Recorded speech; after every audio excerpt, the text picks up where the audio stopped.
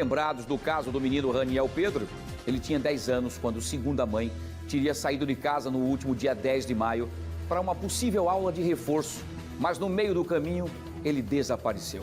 O corpo dele foi encontrado no dia seguinte, coberto por um pano em uma calçada no bairro do Clima Bom. Hoje, a Secretaria da Segurança Pública e a Polícia Civil de Alagoas realizaram uma coletiva de imprensa para trazer e dar detalhes da elucidação do caso Raniel. Sem perder tempo, vamos ao vivo agora com a Maria Maciel, que vai nos trazer a versão que ele teria saído para a aula de reforço, se é falsa, se é verdadeira e o que é que aconteceu realmente com o Raniel. Quem matou o Raniel? Maria Maciel, é você, bom dia.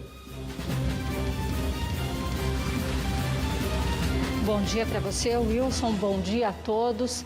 Olha, praticamente aí 100% dessa história contada durante as investigações é mentira.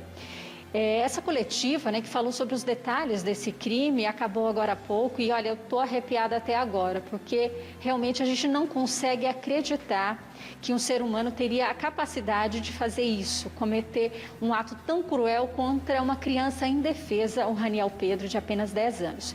Eu vou conversar agora com o delegado Ronilson Medeiros, que é coordenador da DHPP e também conduziu junto com o delegado Bruno Emílio, que está aqui com a gente também, para falar sobre esse caso. Delegado Ronilson, faz para a gente pelo menos um balanço de como começou, essa investigação sobre o caso lá atrás, no dia 12 de maio. Bom dia. Bom dia. Vale ressaltar que no dia 13 foi encontrado o corpo do Raniel sem vida no Clima Bom. Inicialmente, a família, especificamente a mãe do Raniel, acionou todo o aparato de segurança e a imprensa alardeando o desaparecimento dele. Nesse desaparecimento, as forças de segurança, através do secretário, foram até Pernambuco. Em Pernambuco, possivelmente a criança estaria com o pai, ocorre que não estava. Isso, estrategicamente, eles adotaram essa estratégia para ter o descarte do corpo do Raniel, que foi feito pelo cunhado da Patrícia, que seria o irmão do padrasto.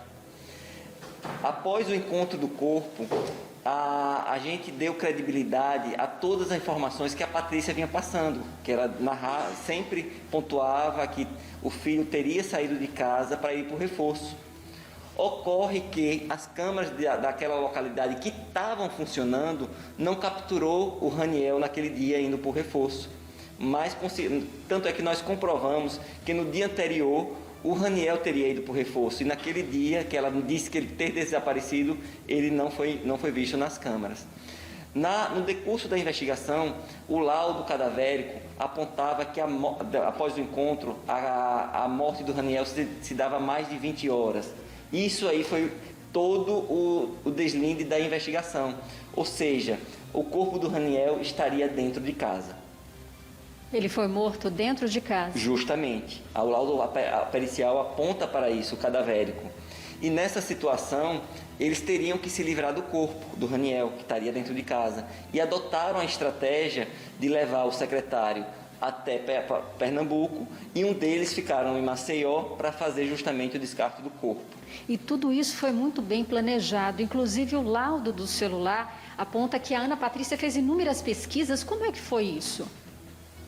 Isso também, o que aponta também nos laudos, acostado aos autos, é que no dia do descarte do corpo, aponta o cunhado da Patrícia naquela localidade. E também foram feitas, a Patrícia fez diversas pesquisas de crimes sexuais. E que ocorre o seguinte, ainda se camuflou a possível motivação do crime, que teria sido de cunho sexual, que não aconteceu. Onde foi camuflado a cena do crime com preservativos e até lesões no Raniel foram provocadas para simular essa situação. Agora, delegado Bruno Emílio, como é que o cunhado da Ana Patrícia, o irmão do padrasto, entrou nessa história, que até então a gente não havia sequer uma suspeita sobre ele? O que chegou ao nosso conhecimento é que na noite do dia 11, o Wagner foi a única pessoa que esteve lá na residência. E a gente consegue recuperar algumas mensagens que são que são trocados entre Vitor e Wagner. O Vitor convida o irmão para usarem drogas lá na residência deles. E a gente teria que ter uma terceira pessoa, porque a Patrícia e o Vitor estariam em Pernambuco. Então, aquela situação, a gente precisaria de uma terceira. Então, o Wagner foi a única pessoa que esteve naquele dia na residência e, por meio de provas técnicas, a gente consegue comprovar que ele, de fato, na madrugada do dia 13, estava exatamente no local onde o corpo do Raniel foi desovado. Então, os 3 estavam ali naquele dia do crime. Sim. Os 3 são responsáveis? Qual é a participação de cada um deles? Bom, os 3 foram indiciados por homicídio triplamente qualificado e pela ocultação do cadáver, além do estupro de vulnerável, que a gente não sabe se foi uma simulação ou se realmente existiu o estupro lá na residência. Então, agora, o que se sabe é que tinha material genético, tanto do Vitor, o padrasto, quanto do Wagner, o cunhado. Também foi colhido material genético na cueca do Raniel. Foi feita uma comparação com o material genético dos suspeitos e deu como positivo o material encontrado na cueca com o material genético de Vitor e de Wagner. Esse material genético, até para a gente esclarecer, não quer dizer significativamente que seja esperma, né? Pode ser outro material que ele entrou em contato com o corpo do Raniel. Exatamente, até suor, saliva, qualquer situação assim que seja possível extrair o material genético deles. Então, esse estupro, que foi até indicado ali pelo laudo, ele houve ou não? Eles simularam esse estupro com o material que... As lesões são claras lá. Ele tem lesões no ânus, na genitália, então isso é fato. Agora, se foi uma simulação ou não, a gente precisaria de uma confissão por parte deles, que até o momento ainda não houve. Mas que os 3 estavam na residência e pelo laudo cadavérico, ele morreu na madrugada do dia 12, isso aí é fato. E os 3 estavam presentes na residência.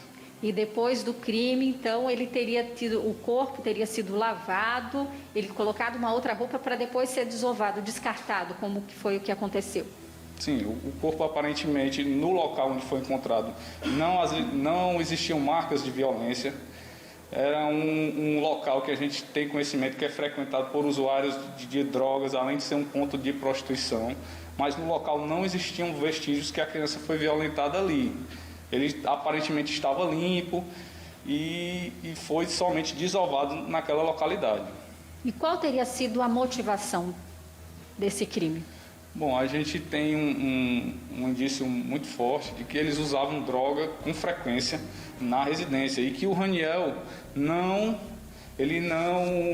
compactuava com essa situação, ele relatava para outros familiares que era contra aquela situação e a mãe permitia que os 2 usassem drogas lá na residência, além de outras pessoas também entravam lá para usar drogas.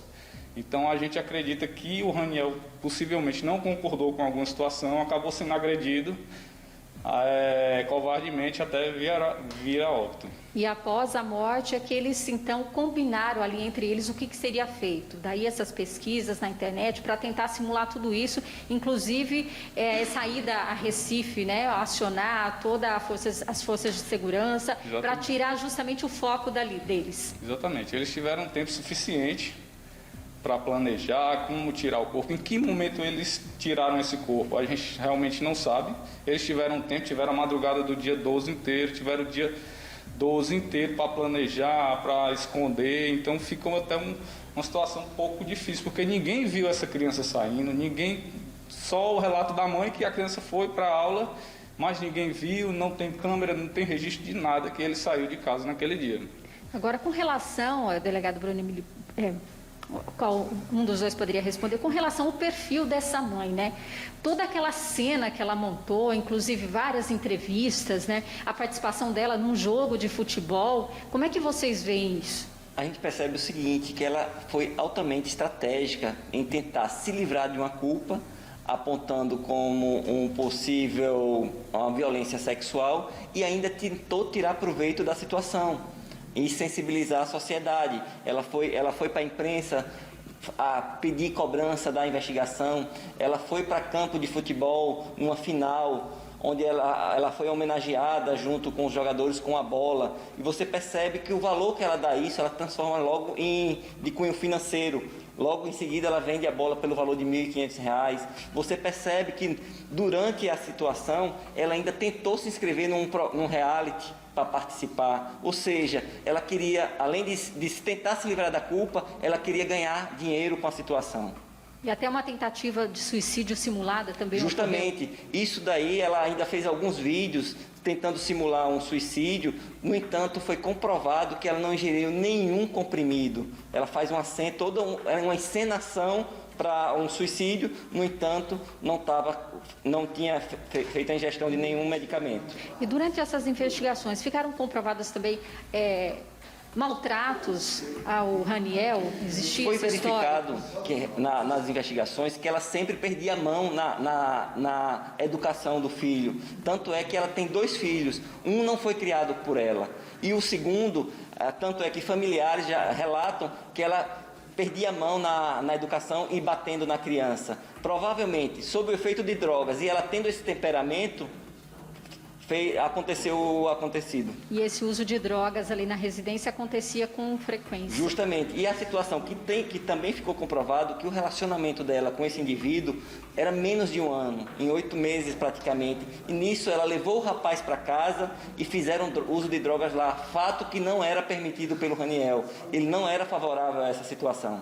E tanto o padrasto quanto o cunhado eles já tinham antecedentes criminais. Justamente, tanto é que tem histórico já envolvido com tráfico de drogas. Tá certo.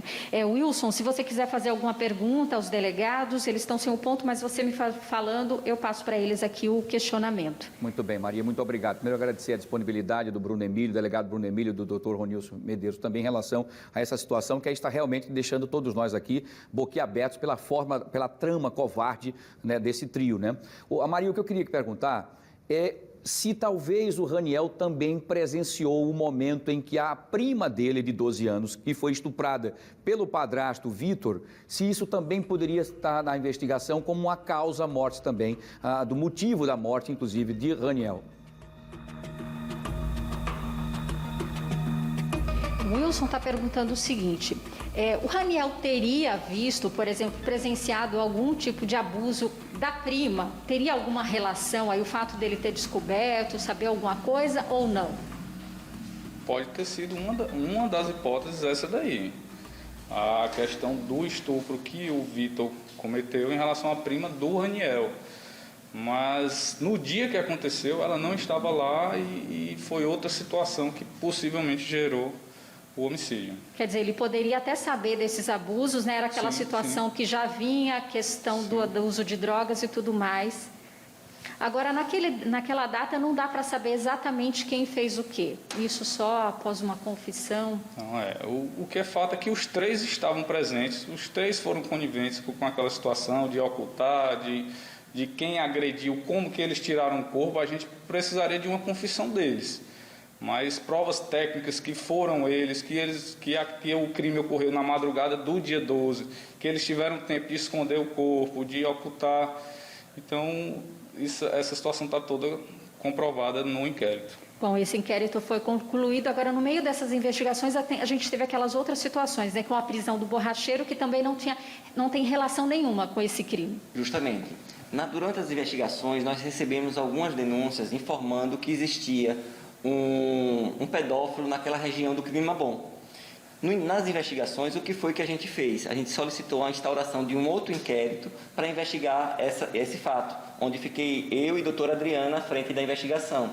E nós fizemos buscas e demos cumprimento ao mandado de prisão desse borracheiro. Várias crianças foram vidas, confirmaram a situação de abuso, no entanto, não se confirmou a participação desse borracheiro no homicídio do Raniel. Nesse caso, ele foi preso e já foi, inclusive, condenado. Justamente, ele foi condenado a 17 anos de prisão. E a situação da prima do Raniel com o padrasto se deu da mesma forma. Como a gente não tinha como vincular a situação ao homicídio, a gente foi instaurado um outro inquérito onde se comprovou o abuso sexual do padrasto com essa prima do Raniel, onde ele também foi condenado. Bom, então, esses mandados de prisão foram cumpridos na última sexta-feira. O Vitor já estava preso. Onde é que foram presas a Ana Patrícia e o Wagner, o cunhado? Eles foram presos no bairro do Clima Bom. Eles estavam na residência do pai do Vitor, tanto a Patrícia como o Wagner. E a gente tem um outro detalhe nessa história, que a Ana Patrícia se casou com o Vitor, né? Ainda na prisão. Teria sido algum também interesse em fazer isso? A informação que a gente tem é que eles chegaram a casar para ela poder visitar ele no sistema prisional. Porque o tempo todo ela defendia, né? Exatamente. Tá certo, então, obrigada pela participação, obrigada pelos detalhes. Wilson, eu encerro aqui, realmente são detalhes que deixam a gente, assim, estarrecida, né? A gente não queria falar disso nesse horário, né? Um horário de almoço, as pessoas aí em casa, mas é necessário, né? A gente, pelo menos, tem o desfecho, era uma cobrança de toda a sociedade, de que esse crime fosse esclarecido e chegou esse dia. Eu volto com você. Muito bem, Maria. Vejo a sua emoção também como mãe. Realmente é estarrecedor mesmo a gente ouvir. Agradeça mais uma vez aos dois delegados pelo brilhante trabalho junto com toda a equipe. Tá? Esse desfecho que até então haviam indícios, Maria. A gente recebia algumas fontes nos passando detalhes e nós não podíamos, inclusive, expor isso porque havia uma investigação e nós não podíamos trazer a juízo de valores de algumas situações. Mas nós tínhamos informações de que, infelizmente, talvez a mãe tivesse envolvimento. Há uma informação também, Maria, não sei se você pode até ainda confirmar com os delegados, são fontes que nos passaram, por exemplo, em relação ao tráfico de drogas naquela região. É uma parte do Clima Bom que tem um pedaço em que o tráfico de drogas domina ali. E por conta disso, o tráfico estaria incomodado por conta dessa situação que aconteceu com o Raniel, porque tinha trazido a polícia para dentro do bairro. A polícia estava o tempo inteiro ali tentando descobrir o que estava acontecendo. Isso atrapalharia as vendas de droga e a movimentação do tráfico. E ela, inclusive, recebeu essa informação. Essa é uma fonte que nós temos de informação de que ela talvez tenha recebido ameaça de morte do tráfico de drogas. Para dizer a ela o seguinte: suma daí, tire a polícia daí, porque a polícia está atrapalhando os nossos negócios, ou então nós vamos lhe matar. Será que os delegados têm essas informações também do tráfico ter conseguido pressionar e com isso a polícia conseguir ir ao desfecho? Isso.